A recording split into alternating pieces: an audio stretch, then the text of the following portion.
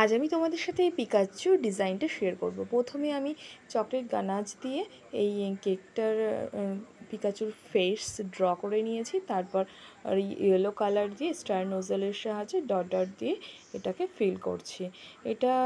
এর ফেসটা yellow colour দিয়ে মোটামুটি ফিনিশ করা হয়ে গেলে আমি এরপর অন্য কালারগুলো ইউজ করব।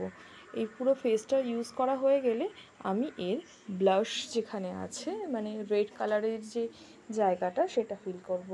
কানটা অলমোস্ট হয়ে গেছে। এবার আমি দেখো রেড কালার দিয়ে এর যে মুখের যে ব্লাশের জায়গাটা সেটা সেট করছি এবং জিভের কিছু অংশ রেড কালার দেব এবং কিছু অংশ হালকা পিঙ্ক রেড দেব। আর মুখের যেটুকু ইয়েলো কালার দিয়ে আমি করতে ভুলে গেছিলাম সেটা আমি করে দিলাম, ফিল করে দিলাম।